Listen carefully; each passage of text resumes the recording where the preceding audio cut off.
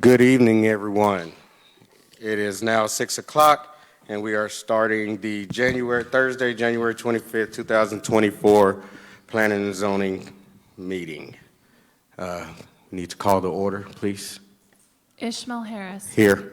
Judah Ross. Here. Ashley Henson. Here. David Barrow. Here. Gary Moss. Here. Jordan Scott. Patrice Parsons. Here. Thank you. All right. We don't have any citizen comments, so we will move on to item 3A. Before we go to that item, which is consider action to approve minute meetings from December 21st, 2023, Planning and Zoning Commission meeting. We need to make an amendment to that and add Jordan Scott. He was present also. Thank you. Thank you. Motion to approve with the amendment? I second. We have a motion and a second. Call for roll. Judah and Pete.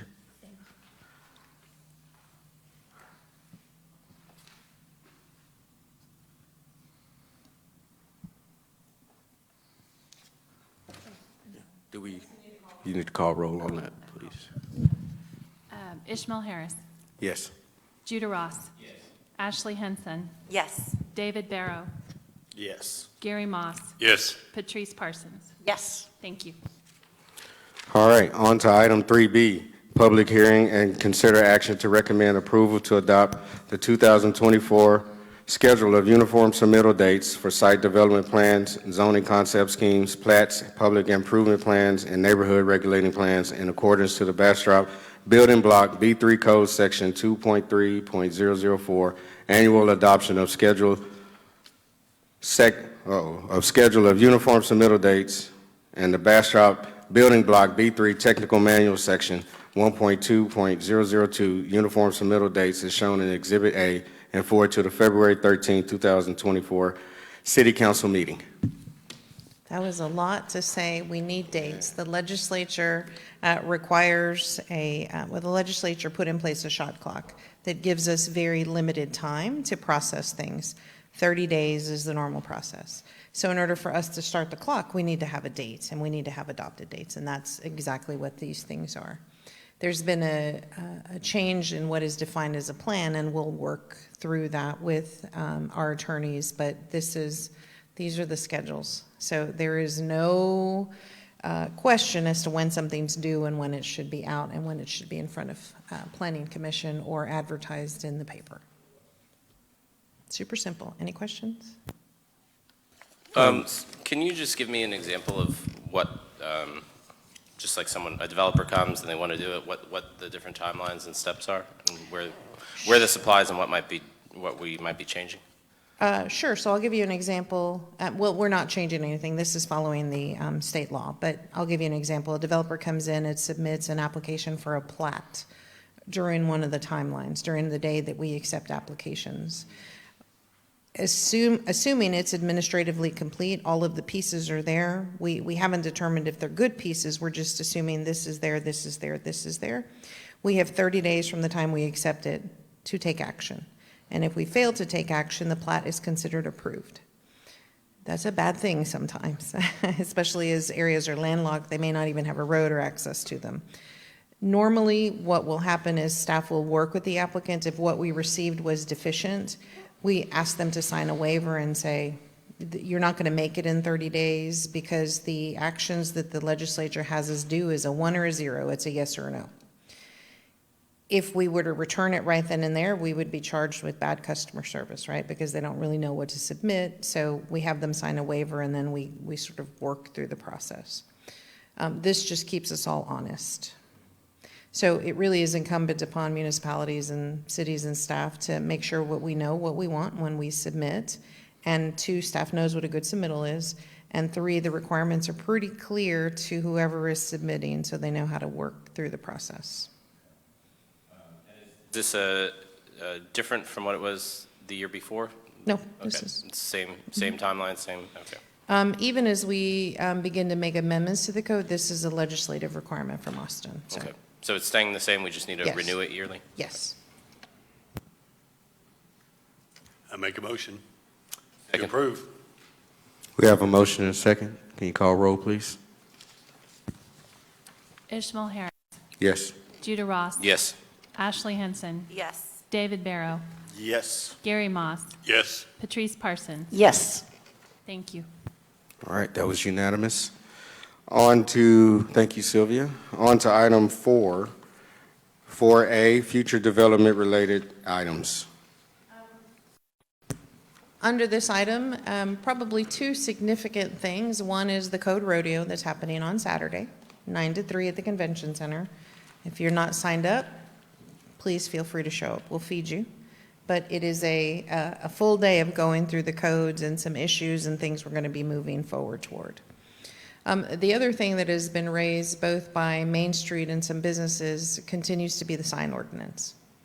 So I wasn't ready to take it on, but we're going to have to take it on. So we will begin to sort of eat that elephant one bite at a time to try to give some relief in areas that are, difficult.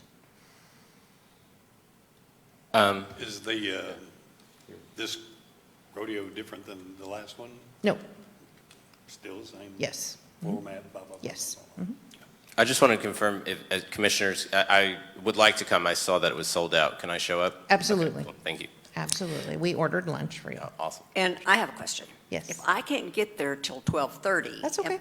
Is it a repeating thing or is it an all-day thing? It's an all-day thing. We start with fundamentals, and there's breakout sessions. So we may talk about the plating process, and then folks break out and talk about that. Then we talk about the master plans, and we may talk about the park master plan, the transportation master plan. The last time around, we got bogged down in parks and streets. That seems to be everybody's super serious. And the maps are laminated, so we have an opportunity to draw. And then we continue down the path until we get to building permits and how to make those things easier. And really what I'm looking for is, let's talk about what isn't working, and then let's address those things from a 50,000-foot perspective so that they all marry together. And there was a lot of good ideas at the last meeting, so you can come in and join at any particular point in time. Are you presenting also what is working or just what isn't working? I can present what is working. I don't have a lot of that, but I can present what is working. Okay, thank you. And on the topic of presenting, because I was at the last one, right? So with the things that we came up with that are good ideas that was mutually agreed upon, are you going to have a slide Yes. with that? Okay, great. And would you agree the last two big super topics were parks, right? What we're Right. taking as parks. And roads. What we're taking as parks, right? That it can't be swampland and all that, which the park master plan addressed.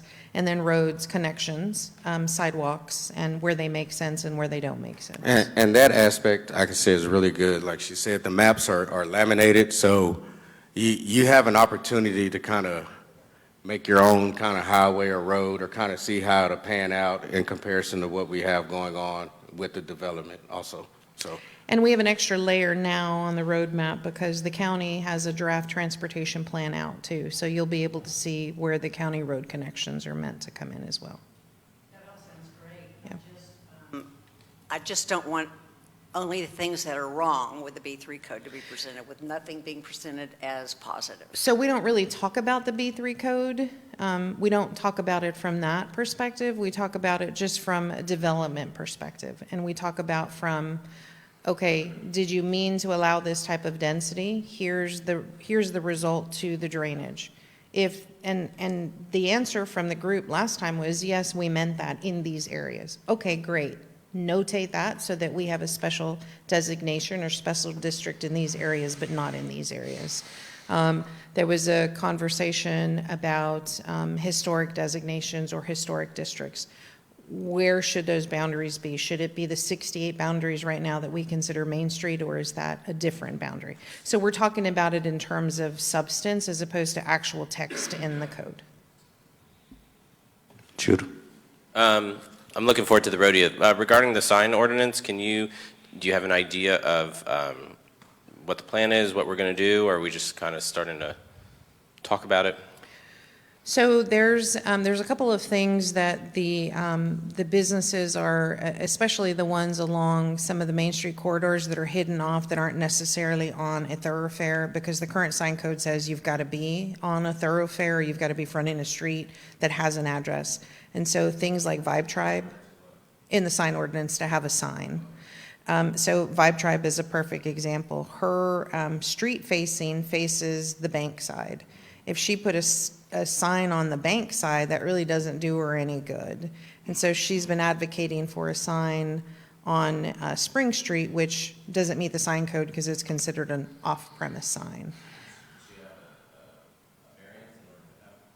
Do you already have a variance for No. that? Okay. No, and that's a lengthy process Gotcha. that ping-pongs us the way through. Okay. Some of the transparency requirements on the facade. You all know the pharmacy has, so that was an issue. We're beginning to address LED and what that looks like. And as a dark sky city, how do we manage those things? And do we want those, and where do we want those? Council is wrestling with a proposal from Lamar right now that we have some legal issues, and what is the greater good? And is 71 okay? Is 95 okay? And maybe not the schools. Well, the schools have been advocating for LED signs as message boards, and so where do we meet in the middle for that? Does our sign ordinance extend throughout the entire ETJ? Our, The A and B? yes. Okay. Yes, we're able to regulate signs in the ETJ. Gotcha. Now, it's difficult because outside of our agreement with the county, they may not come to us for a sign, and before you know it, boop, it's there. It's funny because code enforcement wise, I don't have a lot of Right. leg to stand on in the ETJ. One thing I noticed, I think, I know it needs to be addressed, whether we can have signs or can't in certain areas, but I think the ones that are there, I would like to see them required to have a certain level of maintenance, like at a Burleson, like lights shouldn't be just burnt out and left like that. They should be cleaned.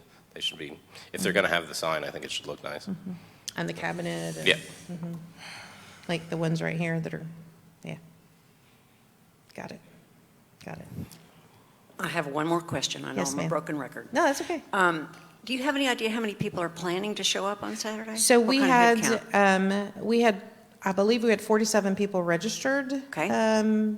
As of this morning, 47 to 50 people registered. And then we have about 20 staff members who act as moderators at Right. the table and get up and walk. Okay. around. You think you're getting a good representation of the general population?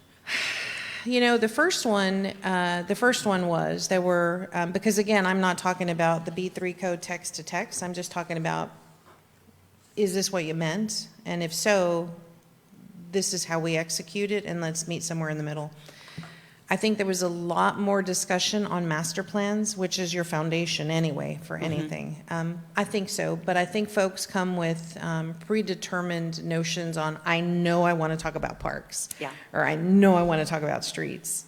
So, And the good thing is, it's a good mixture of people, right? You have developers, you have concerned citizens, you have people involved like we are. Then you also have people who've worked with us in the past, right? So it's... we had bankers, I think we Bankers. only had one developer, and then he left. Right, but that was the Burleson Yeah, Crossing guy. He actually provided a lot of information, right? It was non-biased, just, Yeah, facts. right. What was super interesting, Commissioner, is we had maps out. I had a resident actually take a map. That was like prized possession. So, anyway, that's... Yes, we did. And luckily, we have a GIS team now. But it was funny because he said, "Can I borrow that?"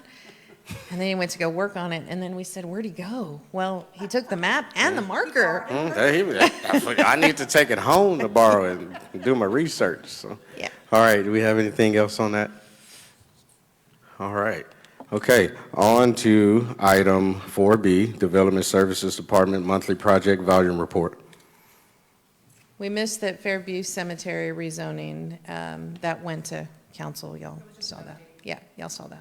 Okay. Went to Oh, council. It sorry was about approved that. by council. We continue to do bang up work.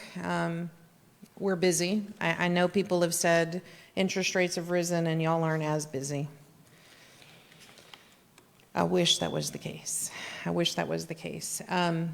Infrastructure-wise, we are struggling to keep up. The wastewater treatment plant, is overdue, and we are continuing with the attorneys and the contractor and the engineer to try to get that through, and we are limping the other wastewater treatment plant along. The water wells are they're on schedule and on target. But we have, and it's mostly to the west, Pearl River received their approved 380 agreement with the council and executive session, so we are working through that. That should come in, and so Pearl River's second phase, their first phase is the apartments. Their second phase will include a hotel, medical, and then all of the retail and restaurants that you'll see on 71. What does 380 agreement mean? 380 is an incentive agreement. It's a rebate of sales and property taxes to build some of the internal infrastructure. What are we offering them? They have asked for $6 million, and a portion of that is to build the pond in the park. Their detention pond will serve as a public amenity. My understanding was they were asking because they had abided by the B3 code, and now they're saying it's not necessary. But what were they asking for, and what are we going to give them? So initially, the ask was quite substantial because of the grid pattern required in the B3 code. And so we have, and that many roads and that much impervious cover equals greater drainage, equals greater land that you have to commit to a pond. And our drainage requirements equal your prior to development and your post-development have to equal. So you've got to detain all of that water on site. Their road pattern and their grid pattern is intact because that's what they sold to their lessees and the folks that they're selling. Those roads will be private, though. They will not be publicly maintained roads. The city can't bear that burden. There are still sidewalks throughout, but one of the initial discussions is that many roads created land that wasn't usable, and it was a more expensive proposition for the development, both from a drainage and a land perspective. So you're saying because of the B3 code, they were required to have an excess amount of roads? That was their assertion. Gotcha. And just for the record, we offered them to go back to a 2017 code if they so chose, but they had already sold a specific schema to their folks and their lenders, so they opted to stay with it. Gotcha. Thank you. I think the biggest expense is drainage. They've got a really large drainage way that they're building a road over, so that gets really expensive. And not to hog if anyone else has questions, but I'm just curious to understand, like, for the 380, like, what's your approach or what's council's approach to assessing requests like this and how we allocate them? There's got to be return on investment. If they don't create it, they don't get it. And there's got to be some benefit to the city because we've still got to pay police and fire and, those kinds of things. What made the B3 code difficult in Pearl River specifically is this notion of a public-private engagement. So let's talk about the pond, for example. It's a drainage pond that is significantly deep in some areas, but it has a public benefit. Well, if somebody drowns in the pond, whose responsibility is it? Right? Well, I mean, it's dedicated to the public in the B3 code. I mean, we've worked that through, but it's going to have public amenities. And so when those amenities are publicly used, who becomes responsible for their maintenance? Who becomes responsible for injury? Who becomes responsible for the long term? And so there are some nuances like that end up being, while they end up being a benefit to the public, over the long term, who's really benefiting it? Is it the apartments that are going to use it primarily? Is it, who is it? Is the normal resident going to drive to Pearl River to sit by the pond? So when we look at requests for incentives, we look at what they're creating.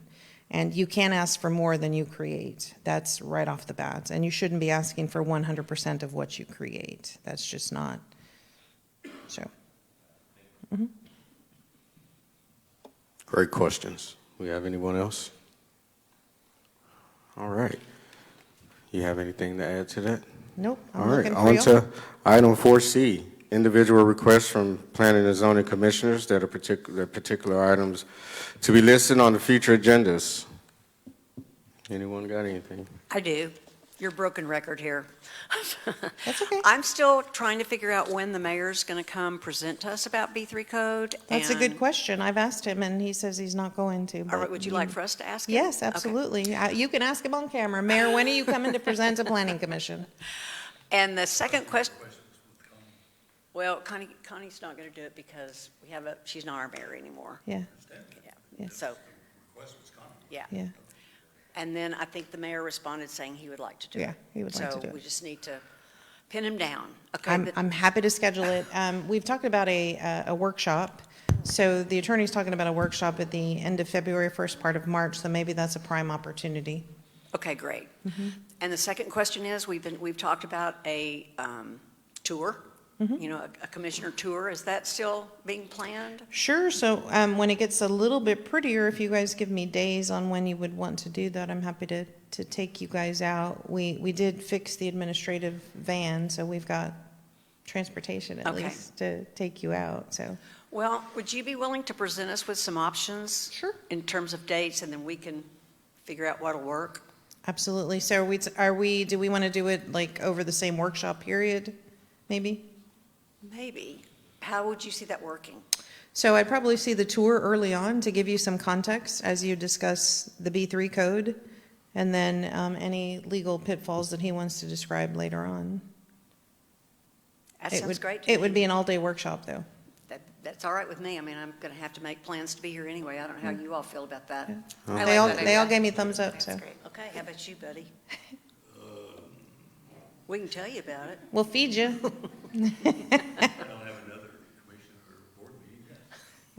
Thank We'd you. probably do it on a Saturday. Yeah, Thank you we very probably much. Sure. We probably do it on a Saturday. All right, anything else? All right, on to item 5. Second. Have a motion and a second? Judah, second, and Gary was first. All right, we have a motion and a second. All in favor? Aye. All opposed? Y'all have a good night. Thank you, Bastrop. If you have any spare time, TxDOT is doing a presentation on the historic bridge at the museum at 6:30. If you've got some spare time, TxDOT is doing a presentation at the museum about the old iron bridge at 6:30.